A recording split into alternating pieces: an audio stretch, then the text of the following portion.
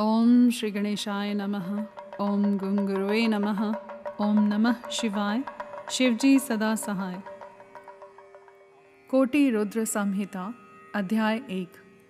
द्वादश ज्योतिर्लिंगों तथा उनके उपलिंगों का वर्णन एवं उनके दर्शन पूजन की महिमा। यौधते निजमाययैव भुवनाकारं विकारोज्झितो यस्याहु करुणा कटाक्ष विभवौ स्वर्गापवर्गाभिधौ प्रत्यक बोध सुखाद्वयं हृदि सदा पश्यन्ति यं योगिन तस्मै शैलसुतांचितार्ध वपुषे शश्वन मस्तेजसे।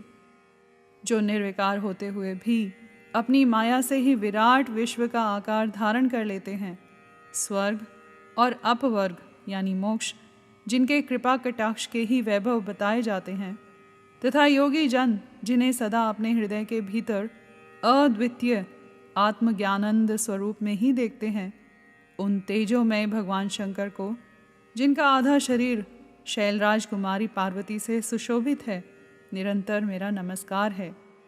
कृपा ललित वीक्षणम स्मित मनोज्ञ वक्त्रांबुजम शशांक कलयोज्ज्वलम शमित घोर तापत्रयम करोतु किमपि स्फुरत् परम सौख्य सच्चिद्वपुर धराधर सुताभुजो द्वलयितम महो मंगलम। जिसकी कृपापूर्ण चितवन बड़ी ही सुंदर है, जिसका मुखारविंद मंद मुस्कान की छटा से अत्यंत मनोहर दिखाई देता है, जो चंद्रमा की कला से परम उज्ज्वल है, जो आध्यात्मिक आदि तीनों तापों को शांत कर देने में समर्थ है, जिसका स्वरूप सच्चिन्मय एवं परमानंद रूप से प्रकाशित होता है, तथा जो गिरिराज नंदिनी पार्वती के भुज पाश से आविष्ठित है, वह शिव नामक कोई अनिवर्चनीय तेजपुंज सबका मंगल करे। ऋषि बोले, सूत जी, आपने संपूर्ण लोगों के हित की कामना से नाना प्रकार के आख्यानों से युक्त जो शिवावतार का महात्म्य बताया है, वह बहुत ही उत्तम है। तात, आप पुनः शिव के परम उत्तम महात्म्य तथा शिवलिंग की महिमा का प्रसन्नता पूर्वक वर्णन कीजिए। आप शिव भक्तों में श्रेष्ठ हैं, अतः धन्य हैं। प्रभु, आपके मुखारविंद से निकले हुए भगवान शिव के सुरम्य यश रूपी अमृत का अपने कर्णपुटों द्वारा पान करके हम तृप्त नहीं हो रहे हैं, अतः फिर उसी का वर्णन कीजिए। व्यास शिष्य, भूमंडल में तीर्थ तीर्थ में जो शुभ लिंग हैं, अथवा अन्य स्थलों में भी जो प्रसिद्ध शिवलिंग विराजमान हैं, परमेश्वर शिव के उन सभी दिव्य लिंगों का समस्त लोगों के हित की इच्छा से आप वर्णन कीजिए। सूत जी ने कहा, महर्षियों, संपूर्ण तीर्थ लिंगमय है, सब कुछ लिंग में ही प्रतिष्ठित है। उन शिवलिंगों की कोई गणना नहीं है, तथापि मैं उनका किंचित वर्णन करता हूँ।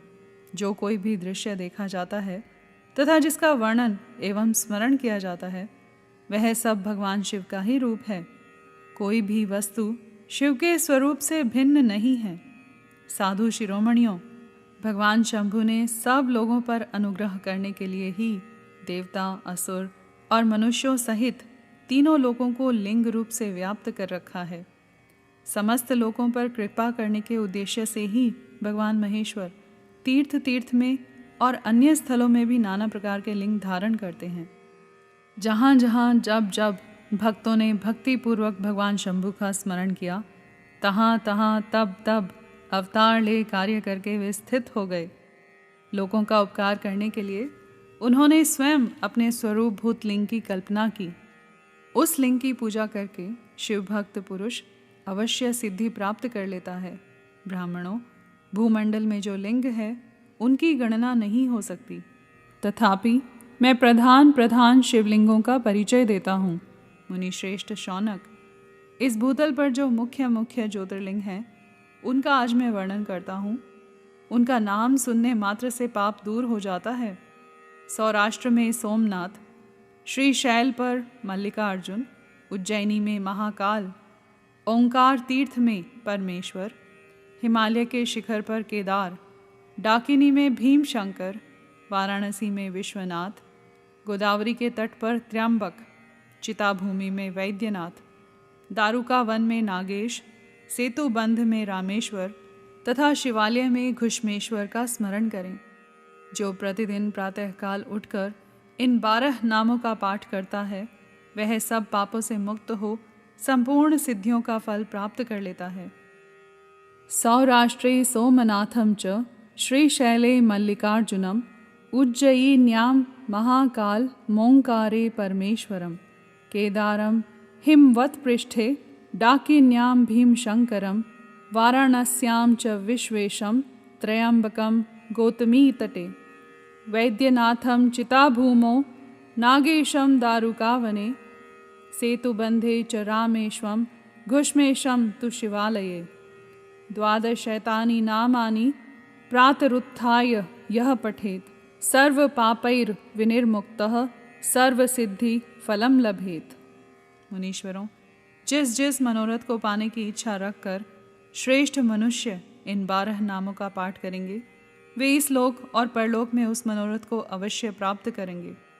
जो शुद्ध अंतःकरण वाले पुरुष निष्काम भाव से इन नामों का पाठ करेंगे उन्हें कभी माता के गर्भ में निवास नहीं करना पड़ेगा।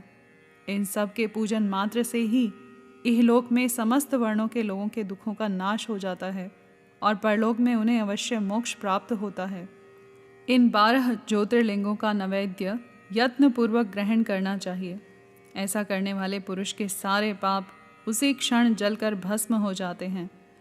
ग्राह्यमेषां च नैवेद्यं भोजनीयं प्रयत्नतः तत्कर्तुः सर्वपापानि भस्म साद्यांति वैक्षणात्।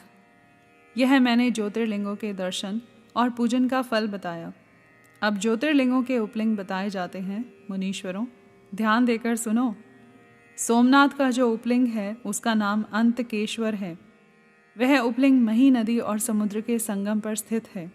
मल्लिकार्जुन से प्रकट उपलिंग रुद्रेश्वर के नाम से प्रसिद्ध है। वह भृगु कक्ष में स्थित है और उपासकों को सुख देने वाला है। महाकाल संबंधी उपलिंग दुग्धेश्वर या दूधनाथ के नाम से प्रसिद्ध है। वह नर्मदा के तट पर है तथा समस्त पापों का निवारण करने वाला कहा गया है। ओमकारेश्वर संबंधी उपलिंग कर्दमेश्वर के नाम से प्रसिद्ध है। वह बिंदु सरोवर के तट पर है और उपासक को संपूर्ण मनोवांछित फल प्रदान करता है। केदारेश्वर संबंधी उपलिंग भूतेश्वर के नाम से प्रसिद्ध है और यमुना तट पर स्थित है। जो लोग उसका दर्शन और पूजन करते हैं उनके बड़े से बड़े पापों का वह निवारण करने वाला बताया गया है। भीम शंकर संबंधी उपलिंग भीमेश्वर के नाम से प्रसिद्ध है। वह भी सह्य पर्वत पर ही स्थित है और महान बल की वृद्धि करने वाला है। नागेश्वर संबंधी उपलिंग का नाम भी भूतेश्वर ही है। वह मल्लिका सरस्वती के तट पर स्थित है और दर्शन करने मात्र से सब पापों को हर लेता है। रामेश्वर से प्रकट हुए उपलिंग को गुप्तेश्वर और घुष्मेश्वर से प्रकट हुए उपलिंग को व्याघ्रेश्वर कहा गया है। ब्राह्मणों, इस प्रकार यहाँ मैंने ज्योतिर्लिंगों के उपलिंगों का परिचय दिया। ये दर्शन मात्र से पापहारी तथा संपूर्ण अभिष्ट के दाता होते हैं। मुनिवरों, ये मुख्यता को प्राप्त हुए प्रधान प्रधान शिवलिंग बताए गए हैं। अब अन्य प्रमुख शिवलिंगों का वर्णन सुनो। यहाँ पर अध्याय 1 समाप्त हुआ। कर्पूर गौरम करुणावतारम संसार सारम भुजगेंद्रहारम सदा वसंतम हृदयारविंदे भवम भवानी सहितम नमामि।